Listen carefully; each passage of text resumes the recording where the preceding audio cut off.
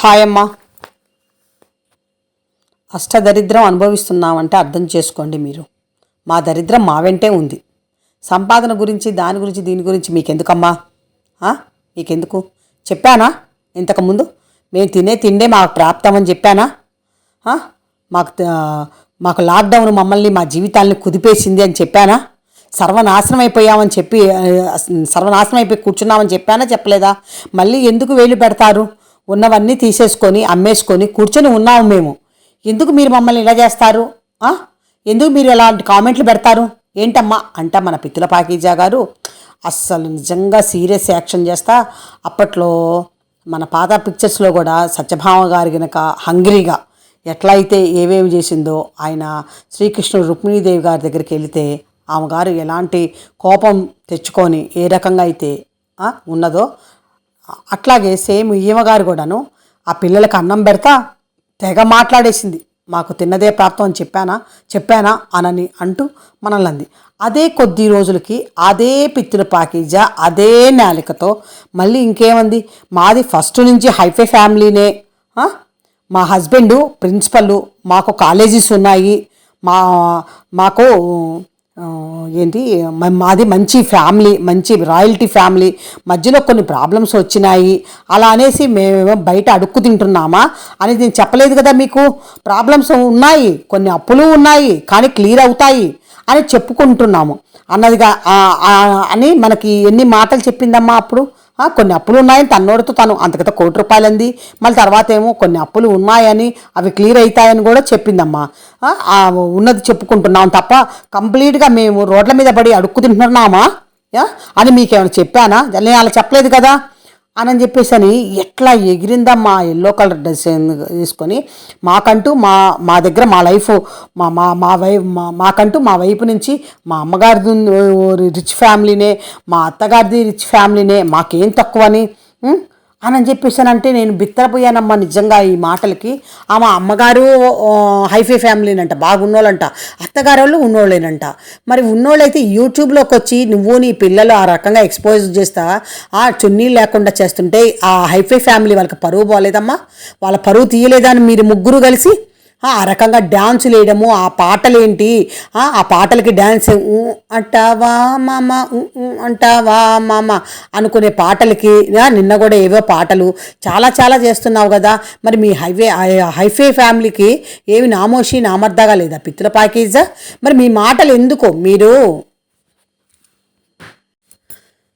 అది కాదు పిత్తుల పాకీజా. మరి మీ హైవే ఫ్యామిలీకి మరి నామోషి నామర్దాగా లేదా? మరి నీ తమ్ముళ్ళు మా మామయ్య ఇచ్చారు, మా తమ్ముడు మా చిన్న తమ్ముడు కొనిపెట్టాలంటే ఇంకొకడెవడో పెద్ద తమ్ముడు ఉన్నట్టుగా అని నువ్వు చెప్తున్నావు కదా. మరి ఆ తమ్ముళ్ళు పరుగు పోయి తీసపోయి తలకాయ తీసపోయి రైలు కింద పెట్టుకోరా పిత్తుల పాకీజా?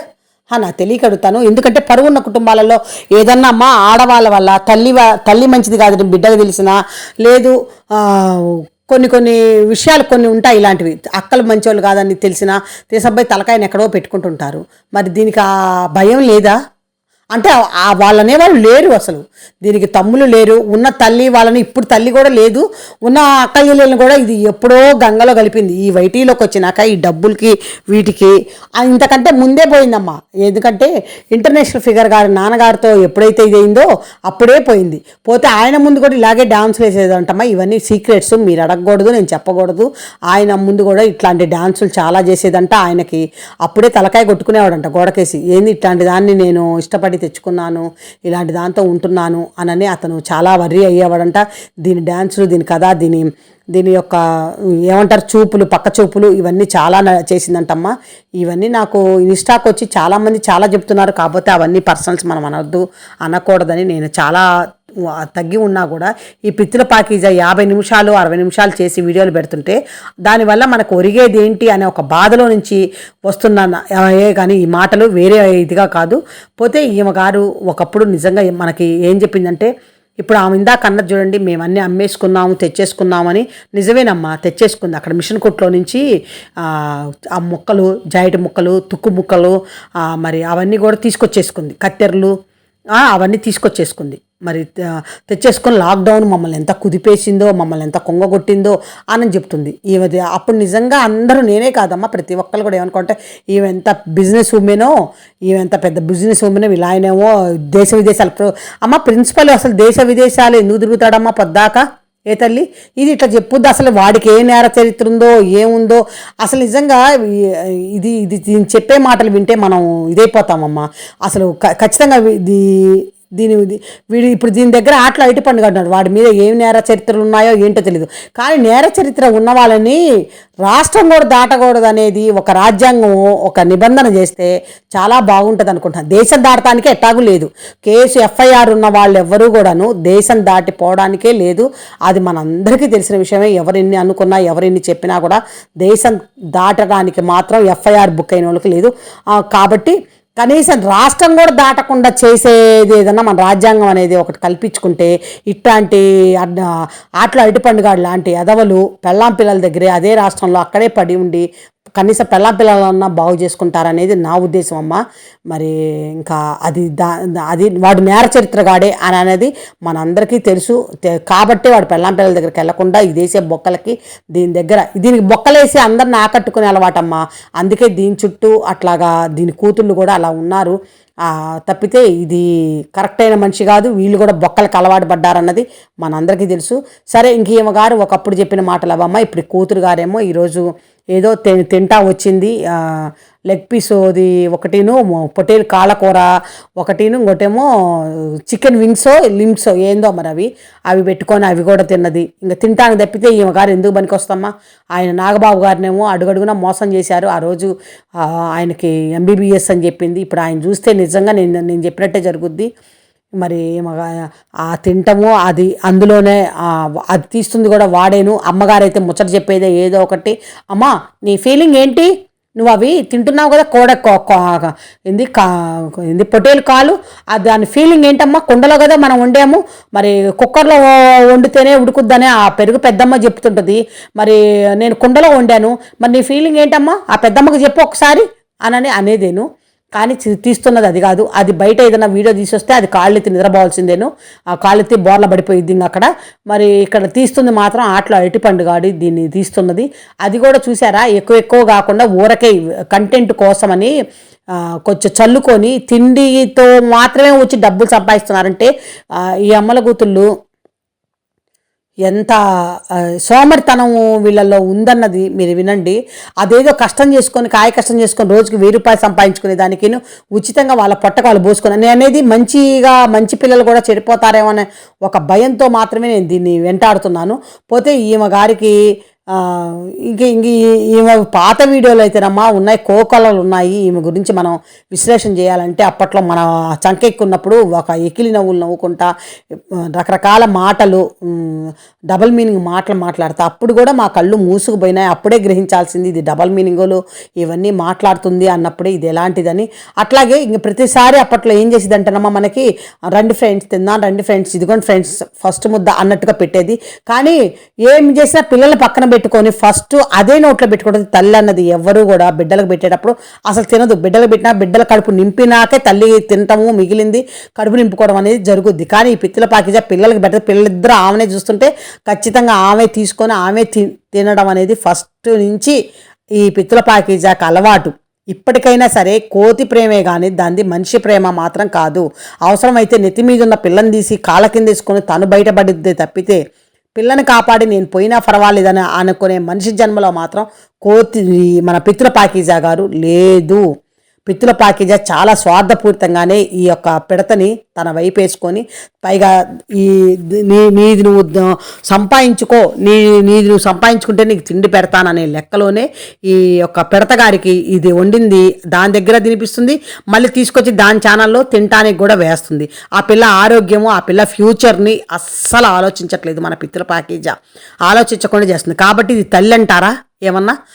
అలాగే ఆ పిల్ల కూడా ఏదో ఇప్పుడు కనబడకుండా అంటే దీనికి వర్క్ ఎక్కువైంది, దీనికి సంబంధించిన వర్క్లో పడిపోయింది తప్పితే అది చదువు లేదు, సంజ లేదు. అది కూడా ఎలాంటి పాటలకి డ్యాన్స్ చేసిందంటే దాని యొక్క ఇన్స్టాకి వెళ్తే తెలుస్తుంది. ఇంటర్నేషనల్ ఫిగర్ ఇన్స్టాలో అది కూడా చెత్త పాటలకి చెత్త డ్యాన్సులు చెత్త వయసుకు మించిన ఎక్స్ప్రెషన్స్తో చేసింది అది. ఆ ఇంటర్నేషనల్ ఫిగర్ కూడా వీళ్ళ ముగ్గురు కరెక్ట్ అయిన ఆడవాళ్ళు కాదు. కరెక్ట్గా కష్టపడాలి, మన తెలివితేటలతో మనం ఇంప్రూవ్ అవుతూ మంచి అనిపించుకుంటూ మనం పావులు సంపాదించుకోవాలి, దానికే మనకి విలువ ఉంటుంది సంఘంలో అనేది లేకుండా అన్ని తుంగలో దొక్కేసేసి వీళ్ళకి మాకు ఇవన్నీ కాదు, సాయంత్రానికి తెల్లారిసరికి డాలర్ల రూపంలో మన రూపాయలలోకి వచ్చేసరికి ఏ 30,000 40,000 డైలీ వస్తున్నాయా లేదా అనేది చూసుకుంటున్నారు. పెద్ద పెద్ద దేశాన్ని సంరక్షించే రక్షక భటులకు కానీ ఎవ్వరికీ లేదు వీళ్ళ ఆదాయం. ఎవ్వరికి రక్షక భటులు అంటే వేరేగా అనుకోకండి, మన దేశాన్ని రక్షించే వాళ్ళకైనా కానివ్వండి, లేదు మంచి తెలివిగా జిల్లాలని కాపాడే కలెక్టర్లకు కానీ వీళ్ళకి కూడా, ఇలాంటి వాళ్ళకు కూడా మనందరినీ కాపాడుతున్న యంత్రాంగానికి ఎవరికీ కూడాను ఇంత సంపాదన లేదంటే వినండి. వీళ్ళకి ఏ కష్టం లేకుండా వాళ్ళ పొట్టకు వాళ్ళు పోసుకుంటూ కూడాను, పైగా యాడ్స్ రూపంలో వచ్చే డబ్బులతో కూడా. కాకపోతే వీళ్ళు మనల్ని మోసం చేస్తున్నారు. నేను అనేది మోసం చేయకుండా నీ వంట నువ్వు తిను, నీ పెంట నువ్వు తిని పక్కకి వెళ్ళిపో, పెట్టు, వదులు. నీ పెంట కావాలి చూడాలి అనుకునే వాళ్ళు చూస్తారు అంతే. తప్పితే నువ్వు వేరే యాడ్లు తీసుకొచ్చి దరిద్రపు యాడ్లు, ఆ గబ్బమ్మ పచ్చళ్ళు అంత దరిద్రపు పచ్చళ్ళు లేవు. అట్లాంటి యాడ్లు తీసుకొచ్చి, ఆ గబ్బమ్మ యాడ్లు తీసుకొచ్చి మా మొహానికి వేయడము, మరి ఆ అందగత్తెల యాడు, మరి ఆ లిక్విడ్ లాంటివి, ఇంకా ఈ చేయి చూసే వాళ్ళవి, ఇవన్నీ కూడాను జనాలకి నష్టపరిహారమే తప్పితే వాటి వల్ల ఒక పరిష్కారము మంచి మార్గము అనేది వీటిలో ఏటి వల్ల జరగదు. ఇక్కడ మాకు అందరికి తెలియవా? మేమందరం ఇళ్లలో టీవీలు చూస్తలేమా ఏది మంచివని? మరి వీళ్ళు ఈ జిడ్డు డిటర్జెంట్ వాళ్ళు నీకు ఇచ్చే బదులు టీవీలలో కూడా యాడ్ ఇవ్వచ్చుగా. వాళ్ళకి ఐఎస్ఐ గుర్తింపు కనుక ఉండుంటే వాళ్ళు అందులో యాడ్ ఇచ్చుకుంటే వాళ్ళకి ఇంకా బాగపోతాయి కదా, మన రినులాగా, మన వీటిలాగా, కంఫర్ట్ లాగా అలా వెళ్ళిపోతాయి కదా. ఇవ్వట్లేరంటే ఏంటి? అదంతా కూడాను ఒక బోగస్ అంటే వాళ్ళు ఏదో తాత్కాలిక గృహాలలో కొన్ని పెనాయిలు, యాసిడ్లు, లిక్విడ్లు ఇవన్నీ కూడా కొన్ని గృహాలలో ఆడవాళ్ళే చేసుకుంటారు. అంటే ఇవి కుటీర పరిశ్రమ కింద నేర్పిస్తారు ఎలా చేసుకోవాలనేవి. ఆ దినుసులు తీసుకొచ్చుకొని చేసి, కానీ వీటికి ఐఎస్ఐ ముద్ర ఉండదు. అది తెచ్చుకొని వీళ్ళు చేసేసి వీళ్ళు ఏదో ఇళ్ళ దగ్గర అమ్మేసుకుంటారు. సేమ్ అటువంటి లిక్విడే ఇదమ్మా. ఇది గుంటూరులో కూడా ఉంటాయి. మన లెట్రిన్లు బాగు చేసుకునేవైనా, టైల్స్ బాగు చేసుకునేవైనా, యాసిడ్లు అయినా, ఇట్లా సర్ఫ్ అయినా ఇవన్నీ ముడి పదార్థాలు దొరుకుతాయి. ఆ దినుసులు తీసుకొచ్చి మనం ఇంట్లో చేసుకోవడమే. జెండు బాంబు లాంటివి, ఇలాంటివన్నీ కూడా మనం ఇంట్లో చేసుకోవడమే. కాబట్టి ఈ పిత్తుల ప్యాకేజా కూడా ఇస్తున్న యాడ్ కూడా అలాంటిదే. కాకపోతే మనం తెలియక ఎవరిని బుక్ చేసుకుంటే దండగా మురికులు పోవు, ఏమి పోవు. ఆ పచ్చళ్ళు గబ్బు, ఆ గబ్బమ్మ పచ్చళ్ళు గబ్బేను. ఇది చెప్పేదంతా ఇదే. కాబట్టే 3 ఏళ్ళు నిలవ ఉంటాయి అని అంటుంది. 3 ఏళ్ల క్రితం పెట్టిన పచ్చళ్ళే మనకు పంపిస్తారేమో బహుశా. 3 ఏళ్ళు నిలవ అనేది ఏ పచ్చళ్ళు ఎక్కడా ఉండవు. సంవత్సరం ఫ్రెష్గా మళ్ళీ కొత్త పంటలు చేతికి వస్తాయి. మళ్ళీ కొత్తగా మనం పచ్చళ్ళు, చింతకాయ కానీ, కారపచ్చడి కానీ ఏవైనా పెట్టుకుంటాం. కానీ ఇది చెప్పేదంతా సొల్లేనమ్మా. మీరెవరు దీని మాటలు నమ్మకండి. ఇది వేస్ట్ క్యాండిడేట్లో మొదటి రకం క్యాండిడేటు. కాకపోతే దీనిని నేను చాలా కంట్రోల్ చేశానని అనుకుంటున్నా. కానీ ఇంకా చేసేస్తే ఇంక నేను కూడా మానుకుంటాను అనేదే, మానుకోవాలి అనేదే నా ఉద్దేశం కూడాను. ఇది కరెక్ట్గా లేదు. ఇది కరెక్ట్గా 15 నిమిషాలు లోపు పెట్టుకుంటే నేను వెళ్ళిపోతా. నేను ఛానల్ ఆపేసుకొని నేను పక్కకు తప్పుకుంటాను. దాని ఫ్యాన్స్ ఎవరన్నా నా మీద కష్టంగా ఉండేవాళ్ళు ఎవరైనా ఉంటే ముందు మీరు మీ యొక్క ఆంటీ గారిని, పిత్ర ప్యాకేజీ ఆంటీ గారికి చెప్పి ఆంటీ గారి చేత 15 నిమిషాలు కుదింపించుకోండి. నేను ఆగిపోతా, నేను వెళ్ళిపోతా, పక్కకి వెళ్ళిపోతా. అది చేస్తున్నది కరెక్ట్ అయింది కాదు. ఎవరికి ఎటువంటి సంఘానికి పనికొచ్చే మెసేజ్లు కానీ ఏమీ లేవు. అదంతా కూడా చెత్త మాట్లాడుతుంది, చెత్త కథలు చేస్తుంది. ఒక మంచి మాట లేదు, ఒక మంచి కథ లేదు. దీన్ని తరిమి కొట్టాల్సిందేనమ్మా. అది ఇంకా నేను ఏం లేదు, ఊరకే ఏదో ఒకటి చెప్పి వద్దామనని వచ్చాను తల్లి. బాయమ్మ, బాయ్ బంగారం, బాయమ్మ.